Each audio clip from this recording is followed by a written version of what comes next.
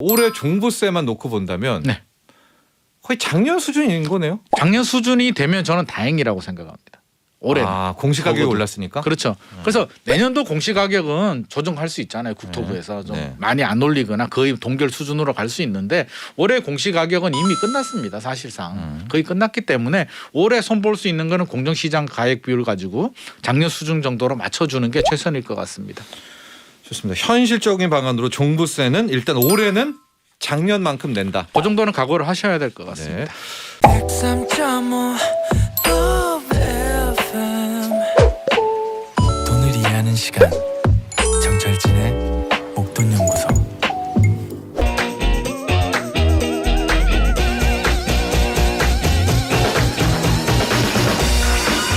부동산 투자와 내 집 마련에 대한 고민은 늘 있죠. 언제쯤 내 집 마련에 성공할까? 지금 할까? 아니면 기다릴까? 부동산에 대한 이슈와 궁금증을 나눠봅니다. 김인만의 이만저만 부동산. 네, 부동산 경제연구소 김인만 소장과 함께합니다. 안녕하십니까? 안녕하세요. 네, 김숙님이요. 목돈연구소 듣기 시작한 지 20일 정도 된 것 같은데 아하. 경제와 부동산에 대해 많이 알게 되어 감사합니다. 네. 덕분에 매일 부동산 강의도 듣고 나름대로 정리하고 요약하며 공부하고 있습니다. 네.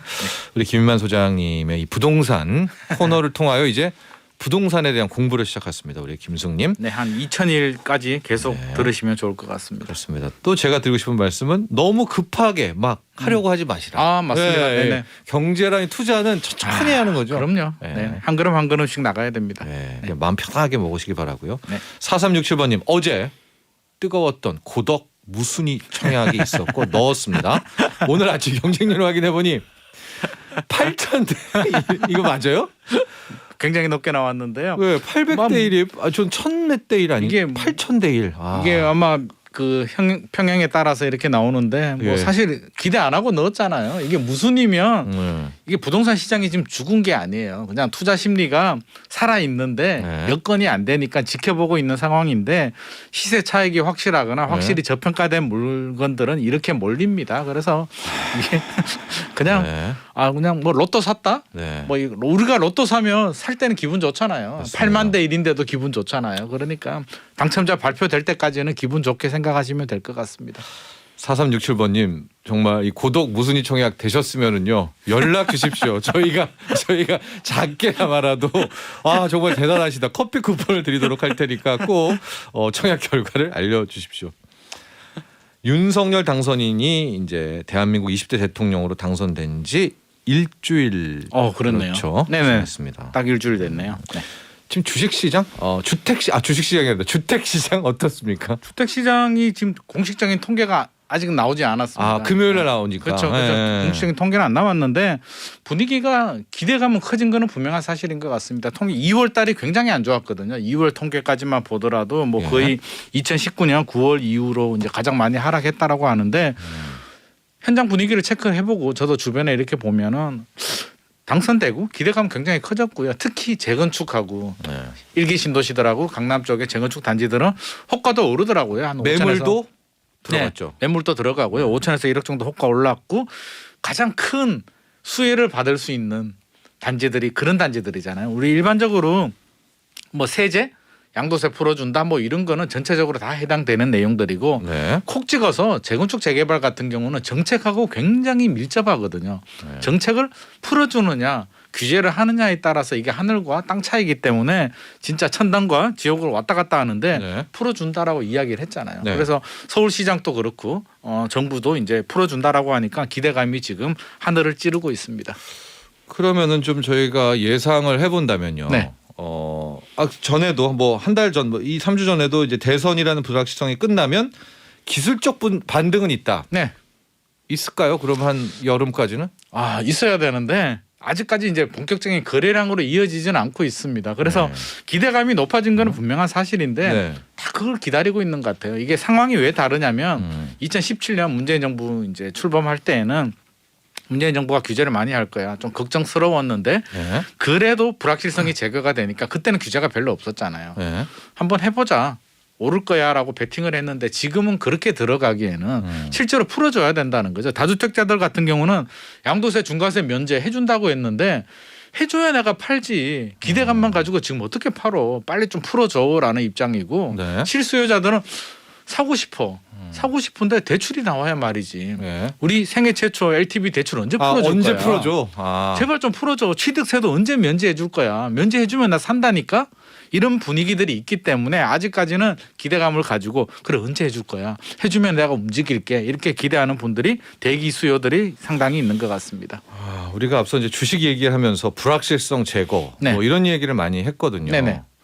그런데 그동안의 부동산은 대통령 선거가 불확실성이었고 네네. 이게 끝나면 불확실성 제거 이렇게 생각을 했는데 지금 제가 김인만 소장님의 말씀을 들어보니까 불확실성이 남은 거네요. 이게 남았죠. 이게 왜 남았냐면 이게 재밌는 게 네.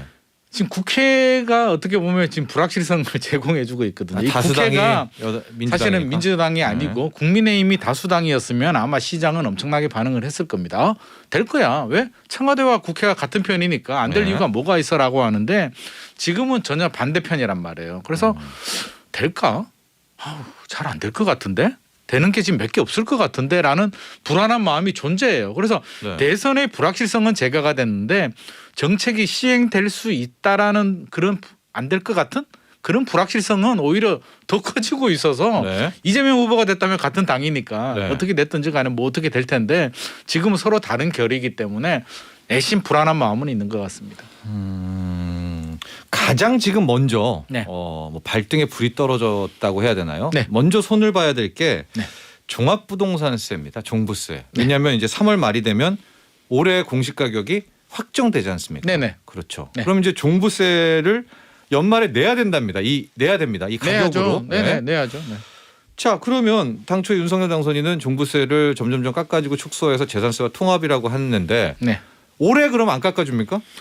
올해 깎아주나요? 이게 그렇게 간단한 문제가 아니거든요. 저도 지금 이게 저도 굉장히 궁금해요. 지금 어떻게 풀어 나갈지 이 숙제를. 그래서 네. 공시 가격을 환원한다라고 했는데 이게 환원하는 게 그냥 청와대에서 마음대로 이렇게 환원할 수 있는 건 아니거든요. 네. 제가 알기로는 분명히 법 개정이 필요한 거로 알고 있는데 할 수 있는 건 공정시장 가액 비율이 가장 쉬운 방법이고요. 자, 그럼 하나씩 보죠. 공시 가격을 작년 걸로 쓴다. 이거 되나요? 저는 안 되는 걸 알고 있거든요. 이게 청와대 마음대로 네. 우리 쓰고 싶다라고 이렇게 할 수가 없어요. 이게 네. 법이 있고 나름대로 소득세법이나 이게 법 규정에 의해서 하는 건데 청와대에서 야 그냥 올해 거 써라고 해서 마음대로 이렇게 움직일 수 있는 대한민국 시스템이 아니거든요. 그래서 네. 이게 굉장히 어려운 숙제고 실제로 이게 공약 내용을 보더라도 있습니다. 네. 이게 쉽지 않다면 공정시장 가액 비율을 하겠다라는 내용이 나와요. 그래서 저는 공정시장 가액 비율을 가지고 좀 조절을 하지 않을까. 이미 상당 부분 늦었습니다. 사실 4월 말 되면 개별 공시가격도 나오잖아요. 네. 그걸 지금 뭐 건드리기에는 5월 달에 취임하는데 네. 현실적으로 어렵고요. 그럼 종합부동산세 적용할 때 올해 공시가격이 아니라 뭐 특별히 작년이나 재작년 거로 하겠다. 그 근데 소득세법 그것도- 세법을 어떻게 바꿔? 네. 그것도 그거 왜 어려워요. 저도 약간 그런 게 그럼 왜 공시 가격 올해 왜 조사합니까? 그렇죠. 그렇죠. 예. 그래서 그거는 법 개정이 필요하고 야당의 협조가 필요한데 민주당의 협조가 필요한데 그렇게 호락호락할 문제는 아닌 것 같습니다. 그러니까 1번 지난번 공시 가격을 한 번 더 전용하겠다. 요거 힘들다. 저는 힘들다라고 봅니다. 두 번째 공정시장 가액 비율을 다시 작년 95%로 그거는 충분히 가능하다. 요거 충분히 그거는 가능해요. 시행령이 가능하니까 네. 제 생각에는 95%가 아니라 좀 더 낮추는 방안도 좀 아. 고려해야 되지 않을까 아. 생각을 합니다. 왜 원래 80%였거든요. 예. 근데 작년에도 집값이 많이 올랐잖아요. 네. 이게 현실화를 떠나서 공시가격이 많이 오를 수밖에 없고요. 가만 내버려두면 작년보다 종합부동산세 폭탄을 맞을 수밖에 없기 때문에 어떻게든 공정시장 가액 비율이라도 낮춰야 되지 않나라는 생각을 합니다. 요건 충분히 가능하다. 네네. 이것도 큰 폭도 가능하다. 큰 폭도 가능하죠. 네. 이건 시행령으로 되니까요. 세 번째가 종부세율 자체를 문재인 정부 올리기 이전으로 되돌린다. 이거는 올해는 와 올해가 아니라 내년이라도 내년도? 될까요? 그거는 야당하고 이제 협치를 하고 풀어 나가야 될 숙제인데 예. 야당하고의 숙제가 있고요. 두 번째는 부동산 시장. 부동산 시장이 안정이 돼야 되는데 예. 다시 좀 덜 썩인다라고 하면 사실 그렇죠. 야당에서 협조를 해줘도 네. 정부에서 과연 해줄 수 있을까에 대한 의구심은 있습니다. 그래서 확실히 시장이 안정됐을 때 풀어주지 않을까 하는 생각을 합니다. 그럼 종부세율을 깎는 것도 힘들다. 네. 그다음 마지막이 이제 윤석열 당선인 같은 경우에는 종부세를 매길 때 주택 수가 아니라 네네. 이 소위 말하는 가액으로 네. 이거는 언제 돼요? 그건 더 어렵잖아요. 그것도 네. 법 개정이 필요합니다. 그래서 모든 게 다 지금 법 개정하고 걸려 있기 때문에 이게 경제적인 문제뿐만 아니라 약간 정치적인 문제도 있어요. 이게 원래 그렇잖아요. 여당 야당에 협치를 하려고 하면 하나를 주고 하나를 내놓고 서로 기본 테이큰이 되고 여러 가지 정치적인 그런 묘수를 부려야 되는데 지금 분위기를 보니까 그게 만만하지 않은 것 같습니다. 지금 청와대하고도 약간 분위기가 묘하게 흘러가고 있는데 이런 상황을 보자면 야 앞길이 순탄하지는 않을 것 같다. 규제 완화의 길이 순탄하지는 않을 것 같다라는 생각이 듭니다. 이건 어떻습니까? 이건 민주당도 어느 정도 동의를 하고 있는 것 같은데 1주택자 중에서 네. 이제 장기 보유했던 어르신들 네네. 이분들은 좀 깎아주는 거는 저는 그거는 가능성이 이건 있다. 가능성이 있어요. 이거는 네. 명분이 없어요. 아무리 야당이라도 네. 반대할 명분이 없습니다. 생애 최초 그러니까- 실수요자에 대한 규제 완화에 대해서는 이거는 명분이 없고요. 민주당도 필요하다는 입장이기 때문에 이걸 반대하게 된다면 진짜 그냥 태클 거는 것밖에 안 되거든요. 네. 앞서서 말했듯이 종합부동산세나 양도세 같은 경우는 명분이 있어요. 정부 말 안 듣고 투기해가지고 돈 번 사람들한테 왜 다시 혜택을 주냐라는 반대 여론이 존재하는데 네. 생애 최초나 이런 실수요자들 1주택 가지고 장기 있는 보유? 분들에 대해서 네. 장기 보유하신 분들한테 해주지 말라는 명분은 사실은 없어요. 그래서 이거는 저는 충분히 가능성이 있을 것 같습니다. 자 정리를 해보면은요. 올해 종부세만 놓고 본다면 네. 거의 작년 수준인 거네요. 작년 수준이 되면 저는 다행이라고 생각합니다. 올해. 공시 가격이 적어도. 올랐으니까. 그렇죠. 그래서 내년도 공시가격은 조정할 수 있잖아요. 국토부에서 좀 네. 많이 안 올리거나 거의 동결 수준으로 갈 수 있는데 올해 공시가격은 이미 끝났습니다. 사실상 거의 끝났기 때문에 올해 손볼 수 있는 거는 공정시장 가액 비율을 가지고 작년 수준 정도로 맞춰주는 게 최선일 것 같습니다. 좋습니다. 현실적인 방안으로 종부세는 일단 올해는 작년만큼 낸다. 그 정도는 각오를 하셔야 될 것 같습니다. 네. 두 번째가 이것도 어느 정도 현재 민주당과 윤석열 당선인 이제 새로운 윤석열 정부겠죠. 타협점이 있을 것 같은데요. 다주택자들에 대한 양도세 중과를 매기고 있는데 현재 네. 뭐 유예든 면제든 이 부분은 타협점이 좀 있지 않을까? 이게 일단은 가능성은 있어 보입니다. 왜? 이재명 후보도 해준다고 했거든요. 네. 1년 동안 한시적 면제를 해주겠다. 윤석열 당선인은 2년 동안 한시적 유예다. 면제를 해주겠다. 네. 그 정도 차이기 때문에 결은 같아요. 그래서 지금 굉장한 기대감을 많이 가지고 있고 실제로 필요합니다. 매물 동결 현상 때문에 집값이 많이 올랐잖아요. 공급이 늘어나야 되는데 네. 매물 동결 현상 때문에 공급이 안 늘어나니까 최근 한 2년 동안 집값이 많이 올랐거든요. 그래서 필요한데 이게 미묘한 차이가 있는 게 반대 여론이 있어요. 아까 얘기했듯이 뭐지? 다주택자들 왜 투기해가지고 돈 많이 벌었는데 또 빠져나갈 구멍을 만들어준다고? 나는 정부 말 안 듣고 집 안 사고 네. 기회를 놓쳤는데 이게 도대체 무슨 짓이야? 네. 라고 반대하는 분들이 생각보다 많이 있습니다. 충분히 이해를 해요. 네. 그러면 민주당 입장에서는 후보 시절에는 공약을 걸었단 말이에요. 네. 과연 지금 이제 상황이 바뀌었고요. 네. 정치란 거는 여러 가지 상황을 고려해야 되는데 이거는 반대 명분이 존재하잖아요. 민주당 내에서도 국회의원들도 반대하는 분들이 꽤 있습니다. 네. 국민들도 반대하는 여론이 있어요. 그러면 다주택자는 중과를 해라. 어. 양도세 중과를 자, 해라. 문재인 정부에서 집 사지 말라고 했잖아요. 네. 문재인 정부 말 듣고 안 사신 분들은 그 느낄 상대적인 박탈감을 무시하고 협치를 한다. 저는 이 부분에 대해서는 굉장한 논란이 있을 것 같습니다. 아무리 이재명 후보가 공약에 들어갔더라도 네. 이제는 상황이 달라졌기 때문에 우리가 기대하는 것처럼 순탄대로 그냥 순순히 그냥 다 해준다? 그렇지는 않을 거고요. 여러 가지 좀 국회에서 오. 갑론을박이 좀 있을 것 같습니다. 이건 김인만 소장이 좀 독특한 분석이네요. 왜냐하면 다수의 지금 부동산 전문가들이 네. 그나마 빨리 될 게 다주택자들 양도세 중과 완화 내진 유예라고 보고 있는데 그렇죠. 요조차도 힘들다. 저는 그렇게 봅니다. 왜? 이게 단순히 경제의 문제가 아니라 정치인 문제로 넘어가거든요. 우리가 정치가 이해가 되나요? 안 한다고 했다가 다음 날 지나면 한다라고 하고요. 예. 어제까지 얼굴 붉히다가 다음 날 되면 손 잡는 게 정치거든요. 예. 해준다고 했는데 예. 실제로 이게 상황이 달라지면 저는 충분히 그럴 수 있다라고 봅니다. 이제 상황이 달라졌어요. 그래서 많은 분들이 무조건 된다라고 생각하거든요. 예. 저는 거기에 좀 함정이 있지 않을까 하는 생각을 합니다. 그럼 이것도 될 때 되나 보다라는 건데. 그렇죠. 그러면 좀 불확실성은 더 이어지고 그렇죠. 이런 거래는 안 되겠네요. 이런 불확실성 때문에 지금 못 들어가고 있는 거예요. 이게 무조건 될 것 같아라고 하면 진짜 막 준비를 하고 있을 텐데 사실 네. 사람들이 걱정이 되는 거죠. 대출 규제 과연 풀릴까? 종부세 안 될 것 같은데 양도세 진짜 풀어줘야지. 풀어주면은 내가 그때 매물을 내놓든지 하겠다. 그리고 또 이런 목소리들도 있어요. 네. 팔 사람들도 팔았고요. 증여도 많이 했고 임대사업자 등록했는데 실제로 매물이 많이 나올까? 많이 나오지도 않는데 괜히 잘못된 시그널. 네. 양도세를 풀어준다는 시그널 때문에도 집값이 들썩이지 않을까? 이런 반대 여론들도 또 있어요. 그래서 네. 어떻게 보면 이제 여당이 되겠죠. 국민의힘 내부에서도 야 이거 진짜 풀어줘야 되는 게 맞아라는 목소리가 인수위에서 나올 네, 수도 네. 있다라고 봅니다. 왜? 문재인 정부에서도 이게 있었거든요. 한시적 면제 조금 해줬는데 네. 결국에는 실패했잖아요. 집값은 더 올랐고. 그래서 과연 이게 면제해 주는 게 맞을까라는 분위기가 저는 충분히 나올 수 있다라고 봅니다. 그렇다면 취득세는 어때요? 이거는 좀 민주당과 타협이 될 것 같은데요. 취득세는 충분히 가능성이 있죠. 1%로 이제 고정한다. 1%고요. 뭐. 네. 이것도 뭐 생애 최초 주택 면제. 구입자에 대해서는 또 네. 면제고 하기 네. 때문에 저는 생애 최초는 저는 무조건 해줘야 되고요. 네. 이거는 반대 명분이 없습니다. 네. 이게 정치는 명분이잖아요. 네. 명분이 있으면 해주는데 아까 양도세 같은 경우는 반대 명분이 있잖아요. 네. 정부 말 듣고 내가 안 했는데 그럼 나는 왜? 내가 바보야? 라는 반대 명분이 있는데 생애 최초 주택 구입자에 대해서는 대출도 풀어줘야 되는 게 맞고요. 네. 네. 취득세도 풀어줘야 되는 게 맞습니다.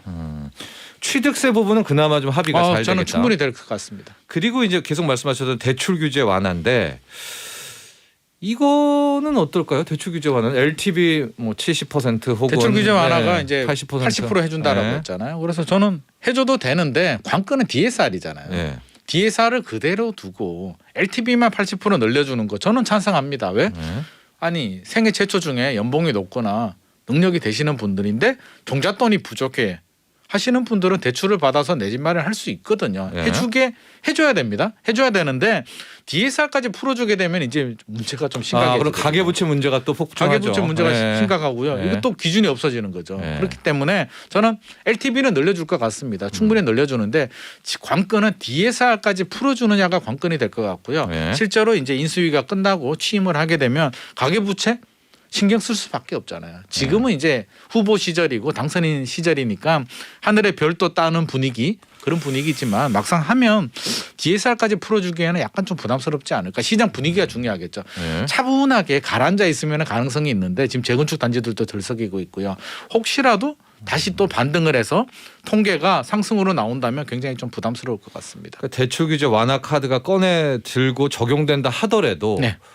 체감하는 대출 규제 완화는 아닌 거죠. 왜냐하면 그렇죠. DSR이 버티고 있으니까. DSR이 있으니까. 네. 그러니까 그런 분들은 혜택을 보겠죠. 부부가 연소득이 한 1억, 1억 5천, 뭐 1억 이상 되시는 분들 네. 충분한 소득은 되는데 종잣돈이 부족해. 이런 분들은 집 사기 조금 용이할 것 같습니다. 네. 자, 이건 어떻습니까? 지금 재건축 재개발 완화를 또 윤석열 당선인은 공약으로 내걸어서 네. 재건축에서 가장 기본이 되는 게 안전진단을 안전진단. 이제 완화해 주는 거여서 네. 도시정비법 완화 이제 이거에 거의 첫 번째로 좀 시도를 하게 될 것 같은데 네. 이 부분은 어때요? 이 안전진단 규제가 완화될 수 있을까요? 안전진단은 완화될 수 있죠. 아, 안전진단은 충분히 완화될 수 있고요. 이제 점수 비중으로 가지고 조절할 수 있고 구조 안정성 점수를 낮추고 주거 환경 점수를 높이게 되면 네. 충분히 가능성이 있고 있는데 우리가 알아둬야 될 거는 안전진단이 다가 아니거든요. 안전진단은 가장 초기 단계고요.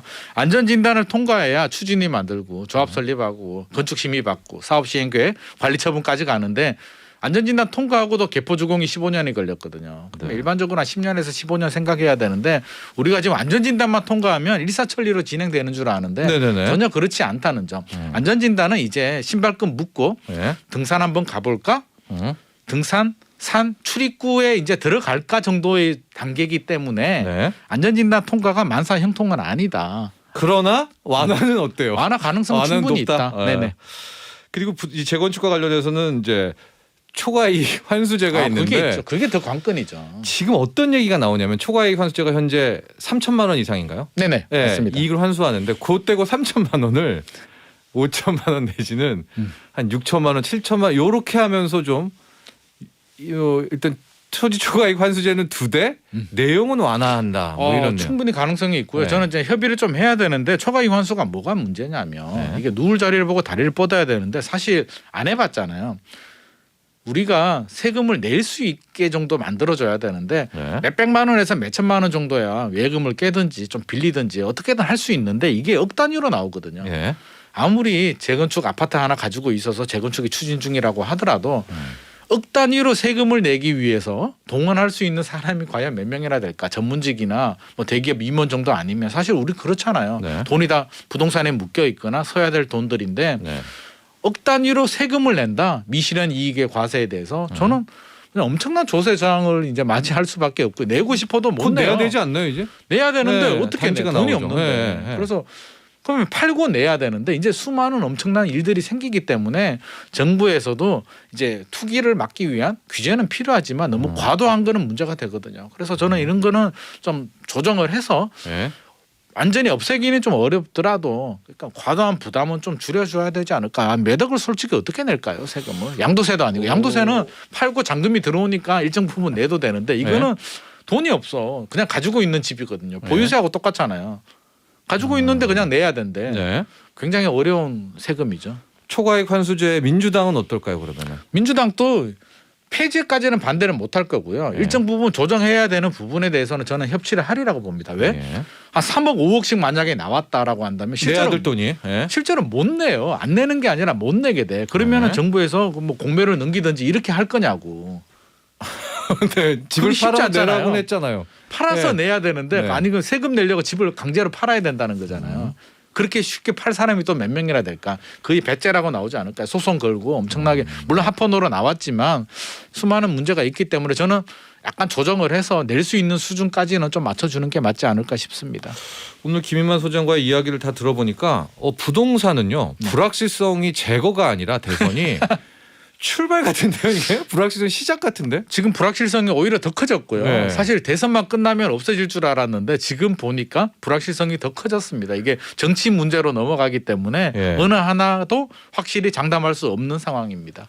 네. 이 중에 이제 5876번님이 아현동 재개발은 진행이 될까요? 아현동 재개발 구역에 2평 조금 안 되는 땅을 가지고 있는데 분양권 나올까요? 아현동 재개발 같은 경우는 뭐 될지 안 될지는 제가 장담 드릴 수는 없는 거고요. 네. 사실 2평이라고 했는데 위에 건축물이 있느냐 주택이 있느냐 없느냐에 따라서 차이가 있고요. 주택이 있으면 무조건 입주권이 나오는데 네. 2평이면 안 나올 수도 있습니다. 안 나올 수도 있어요. 2평이면. 그래서 이것도 기간을 따져봐야 됩니다. 그래서 얼마나 보유했는지. 얼마나 네. 보유했는지도 따져야 되고요. 그 계획 기본 계획이 언제 수립되느냐에 네. 따라서 권리 산정 기준을 또 따져야 되고 여러 가지를 따져야 되는데 어떻게 됐든지 간에 2평이면 안 나올 가능성은 있습니다. 그러면 방법은요. 현금 청산이 될 수도 있는데 그 구역에 다른 땅을 사서 면적을 좀 넓혀야 됩니다. 90제곱미터를 넘어가는 게 넘길 수 있는 땅을 더 사서 붙여야만 저는 입주권이 나올 것 같습니다. 네. 네. 아마도 이런 질문이 이제 재건축 재개발을 완화한다고 했으니까 네. 윤석열 당선이 또 그런 질문인가 아닌가 싶고요.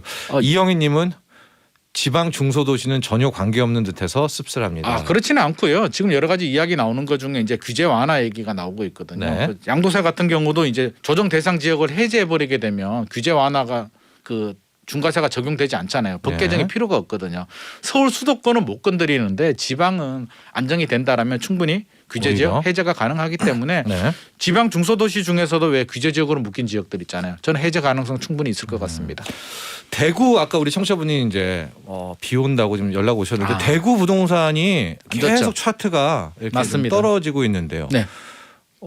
규제 지역에서 풀릴 정도는 또 아니고 대구는 어떻게 됩니까? 조금 더 떨어지면 저는 충분히 풀릴 수 있지 않을까. 그래요? 서울 수도권은 힘들 것 같고요. 네. 지방은 문재인 정부에서도 부산 또 풀어줬던 적이 있거든요. 그래서 저는 충분히 명분이 있기 때문에 네. 지방 도시들은 규제 완화, 조정 대상 지역 풀리면 중과세 걱정 안 해도 되거든요. 그래서 네. 저는 충분히 가능성이 있을 것 같습니다. 자, 짧게요. 이것도 보죠. 오늘 또 앞서 이제 미국의 금리 인상 소식을 전해드렸잖아요. 네네. 미국이 연말까지 연 1.9%를 간다고 하니까 네. 우리는 그러면 실은 갭이 좀 더 뛰어오는 거거든요. 자본 그렇죠. 유출 때문에. 그럼 네네. 우리의 한국은행 기준금리는 연 2.5라고 보고 연말에. 그러면 이거 2.5면 엄청 너무 많이 높은 올려야 건- 되는데요. 네, 그래서 너무 높은데요. 사실 2.5까지 가기는 어려울 것 같고 제 생각에는 비슷하게 적어도 2차례에서 3차례는 올려야 되지 않을까. 그렇다면 우리도 미국이랑 비슷하다고요? 연 2%? 1.75에서 2% 정도는 가야 되리라고 봅니다. 가야죠. 미국이 실제로 네. 그렇게 간다면 네. 그래서 미국에 시작을 했고요. 아마 다음 금리 인상이 중요한데 미국이 다음에 계속 올린다라고 한다면 한국은행도 빨리 신발끈을 다시 조여매고 뒤따라 가야 될 것 같습니다. 그러나 악재죠. 금리 악재죠. 인상 악재죠. 부동산에. 좋을 거 하나도 없습니다. 네. 자, 오늘은 여기까지 하고 정리하겠습니다. 감사합니다. 감사합니다. 부동산 경제연구소 김인만 소장과 함께했습니다. 나도 부자 되고 싶어서 라디오를 켰어. 정확하고 철저한 정철진의 목돈 연구소.